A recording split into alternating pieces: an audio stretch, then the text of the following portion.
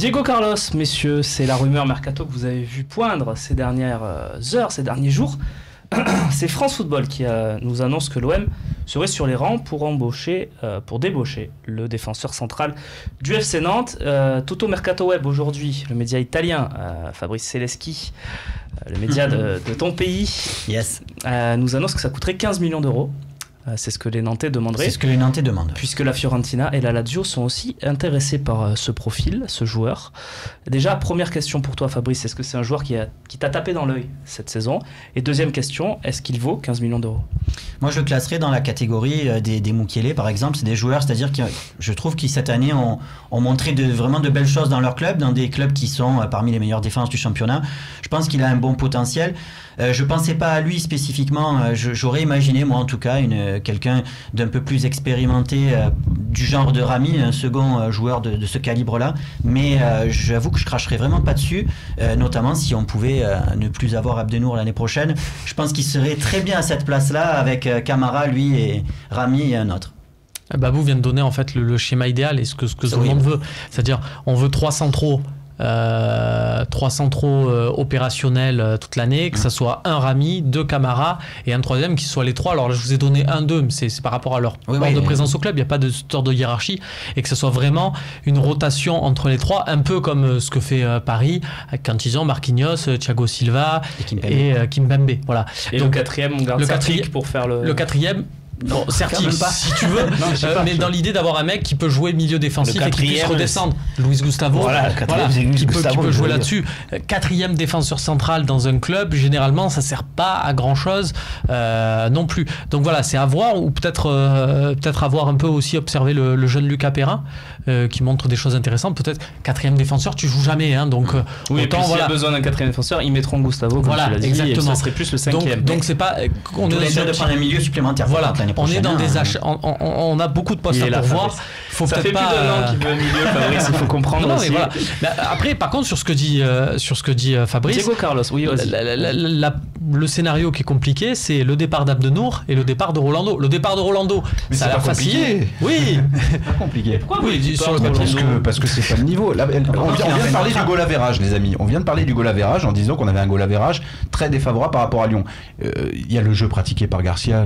Que je ne cracherai pas dessus parce qu'on s'est régalé toute la saison au Stade Vélodrome, on va pas se mentir, on a vu du football, donc on s'expose, mais si tu as des défenseurs d'une autre qualité, de qualité Champions League ou au niveau de Rami par exemple, je pense que t'en prends moins aussi. Mais Diego Carlos, il y a quand même des choses. Rolando ? Non, je suis pas pour Diego Carlos. Pour moi, c'est un bon joueur de Ligue 1. Cette année, il m'a pas subjugué avec Nantes.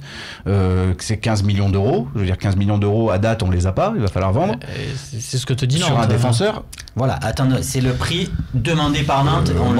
On sait qu'aujourd'hui, les prix dans les transferts. On va écouter, messieurs, un spécialiste du football brésilien, c'est Dominique Baïf, c'est un journaliste qui travaille pour Samba Foot, qui nous aide beaucoup, Romain, dès qu'on a un problème avec ces histoires de Brésiliens.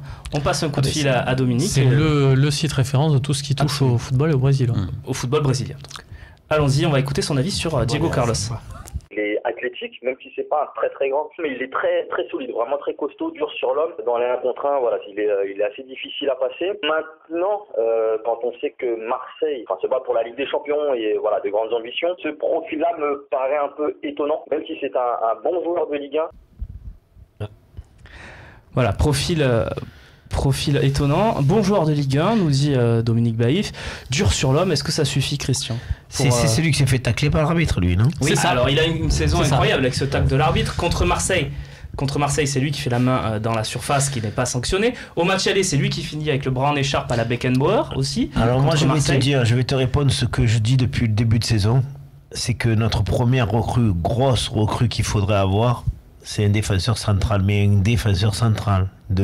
S'il y a de l'argent à mettre, moi je le mettrais sur un défenseur central. Je l'ai toujours dit depuis le début. Parce que tu le mets sur lui ou pas? Non, pas sur lui. Quand je parle de défenseur central, je parle pas d'un gars comme ça. Mais Nantes a pris moins de buts que Marseille cette saison. Non, mais moi je te parle d'une star, d'une bombe.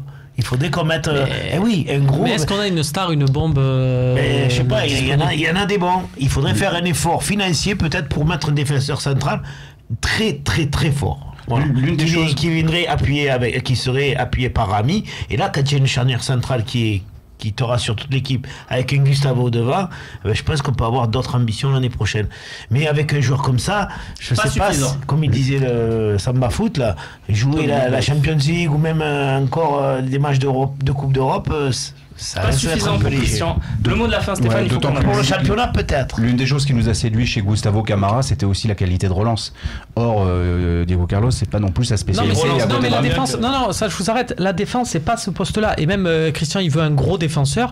Je suis d'accord, mais on ne le trouvera pas. C'est-à-dire que quand il y a une pépite, quand il y a un Davinson Sanchez, par exemple, le Colombien de l'Ajax l'an dernier, c'est super. Il est physique, il relance bien et tout. Bah, ça part à Tottenham pour 40 millions d'euros. C'est pas dans notre. Donc par rapport à ce qui est possible pour l'Olympique de Marseille, moi, qu'est-ce qui est possible ? Je préfère un Diego Carlos par rapport à un Kurt Zouma, par exemple. Je préfère un Diego Carlos par rapport à une Koscielny, par exemple. Je préfère un Diego Carlos et je préfère même un Diego Carlos à Mukiele. Voilà, comme ça je te donne 3 profils. Parce que pour moi, Diego Carlos, après on peut toujours se tromper. C'est meilleur que Rolando ? Pour moi, oui. Et pour moi, Diego Carlos, ce qui est génial, c'est que ça s'adapte de suite à l'Olympique de Marseille. Je rappelle, j'étais un fervent partisan sur ce plateau d'Adil Rami l'an dernier et ça m'a donné raison parce que de suite, on l'a vu s'installer en patron. Je pense que Diego Carlos, ça peut être la même chose. Et il y a un paramètre important parce que là, vous me parlez de relance et tout, c'est bien gentil. Mais le football en défense, quand il y a Rami, Diego Carlos en charnière, je peux te dire que tous ceux en face, c'est ce que je rêvais avec Rami Abdenour et ce qui s'est pas passé. Quand il y a Rami et Diego Carlos, je peux te dire, ils sont 3 pour 2 postes. Non mais oui, mais si un des deux qui est pas là, parce qu'à un moment donné, il va falloir retirer les titulaires cette année, la charnière centrale. Regarde la bataille au début, mais après c'était Rami Rolando. Là, qui ce serait, Rami ou Camara? Rami, c'est très simple. Moi je peux te dire que Paris, pour moi ça serait quand même, faut pas oublier l'âge de Camara, donc ça serait quand même Rami, Diego Carlos. Mais regarde à Paris, Kipembe, il fait autant de matchs que Marquinhos, ils sont vraiment 3 pour 2 postes. Et ce que je veux vraiment dire là-dessus, c'est que quand toutes les attaques de Ligue 1, ils vont se dire on va jouer Rami, Diego Carlos. Bah déjà ils ont mal à la tête. Si tu as un mec un peu technique qui fait, il va être un peu à la ramasse. Merci messieurs. Fabrice, tu voulais peut-être rajouter quelque chose? Très vite, je rejoins Romain, pour moi ce serait la même chose que ce qu'on fait avec Lopez, c'est-à-dire qu'à domicile tu peux jouer Camara contre des équipes comme Dijon, 3, tout ça, Camara, Rami, parce que tu auras besoin de la relance comme tu fais avec Lopez. Par contre dans les gros matchs, quand tu joues Monaco, Lyon, Paris, tout ça, tu auras besoin de 2 Golgoth comme dit Romain et c'est peut-être tu seras un peu plus solide. Êtes-vous favorable à l'arrivée de Diego Carlos à l'OM? Tiens, on va lancer le sondage, on l'aura d'ici à la fin de l'émission sur les réseaux sociaux. Je missionne Camille évidemment. Diego Carlos contre 15 millions d'euros parce que c'est la condition annoncée par le FC Nantes. Êtes-vous favorable à l'arrivée de Diego Carlos pour 15 millions d'euros à l'OM? Oui, non, on aura votre réponse à la fin de l'émission et c'est tout de suite, c'est maintenant, c'est le retour du tube réfère.